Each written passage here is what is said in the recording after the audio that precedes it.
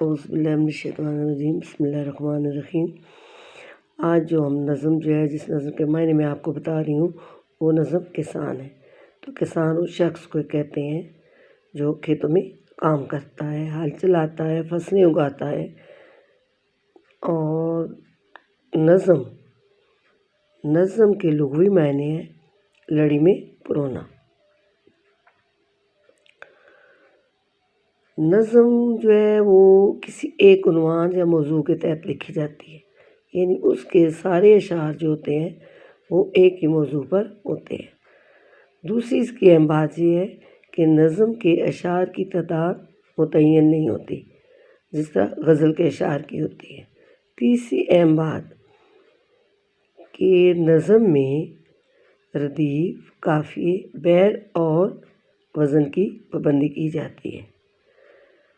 اب جو ہے میں آپ کو کسان جو نظم ہے اس کے الفاظ معنی بتاؤں گی۔ تو سب سے پہلے آپ دیکھیں کہ ناظر گل، ناظر کا مطلب ہے دیکھنے والا، گل پھولوں کو دیکھنے والا۔ پاسبان رنگ و بو، رنگ اور بو کا پاسبان، حفاظت کرنے والا۔ رنگ اور بو جو ہے وہ اس سے آپ خوشبو بھی کہہ سکتی ہیں، بدبو بھی، یعنی بو سے مراد خوشبو بھی ہے اور بدبو، یعنی دونوں قسم کی جو ہوتی ہے، اچھی جو خوشبو ہوتی ہے وہ بھی، اور جو گندی وغیرہ ہوتی ہے اس کو بدبو کہہ دیتے ہیں۔ گلشن پناہ، گلشن کا مطلب ہے چمن، باغ، گلستان، یہ سارے اس کے نام ہے نا۔ گلشن کو بہت سے ناموں سے پکارا جاتا ہے، اردو زبان میں بہت زیادہ وسعت ہے اور مختلف جو الفاظ ہیں ان کے بہت سے الفاظ ہیں نا جو ایک ہی معنی رکھتے ہیں۔ گلشن پناہ یعنی گلشن میں، چمن میں پناہ لینے والا۔ اب پناہ جو ہے اور یہ مطلب یہ وہاں پہ کام کرنے والا، دیکھ بھال کرنے والا، نگرانی کرنے والا۔ اب یہ ناظر گل جو ہے اس کا مطلب یہ آپ اگر دیکھیں تو یہی ہے کہ دیکھ بھال کرنے والا، حفاظت کرنے والا۔ ایسے ناظر کا مطلب کیا ہے؟ نظر رکھنے والا، گل پھولوں پر، تو پھولوں پر نظر رکھنے سے مراد ان کی دیکھ بھال کرنے والا۔ اس کے بعد ہے ناز پرور۔ اب ہم کہتے ہیں کہ ناز و نخرہ، ناز پرور، فخر، غرور، تکبر، ایسے اس کے الفاظ ہو سکتے ہیں۔ تو ناز پرور کا مطلب ہے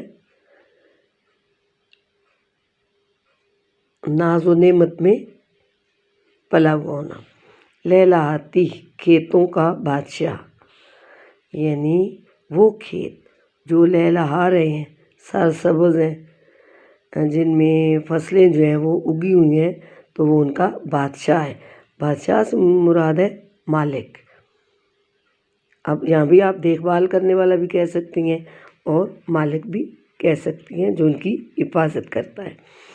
اور بادشاہ جو ہے ہم کسی ملک کے حکمران کو بھی کہتے ہیں جس کو بادشاہت ملی ہوئی ہو۔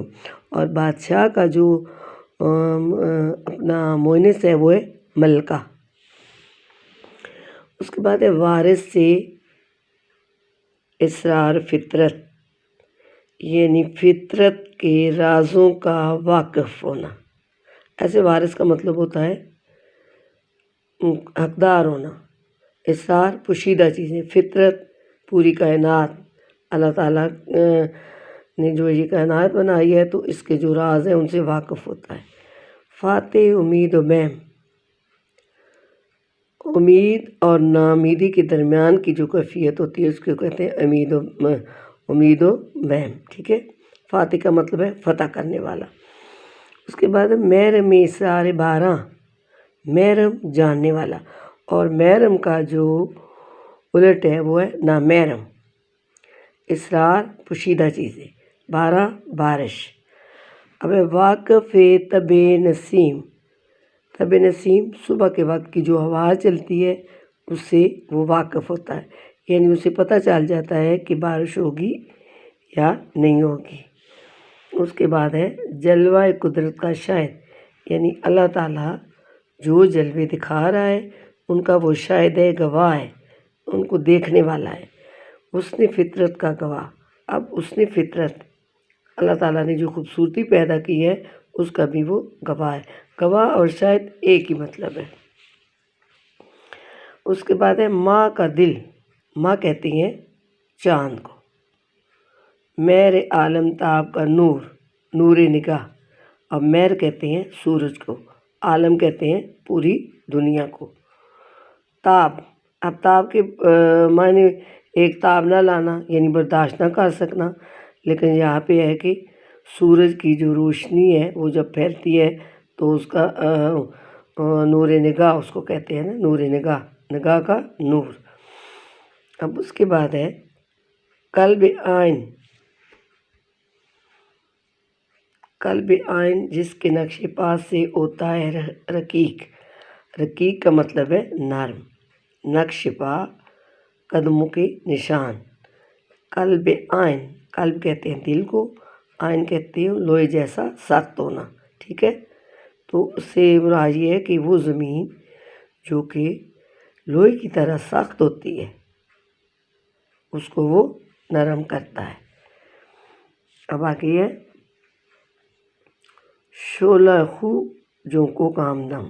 شعلہ یعنی وہ ہوا کے وہ جھونکے جو آگ کے شعلوں کی طرح گرم ہوتے ہیں ان کا بھی وہ ساتھی ہے. تیز کرنوں کا رفیق، یعنی سورج کی جو تیز روشنی آ رہی ہوتی ہے، کرنیں زمین پر آ رہی تھیں، ان کا بھی وہ ساتھی ہے. اور ہمدم اور رفیق دونوں کا ایک ہی مطلب ہے، ساتھی.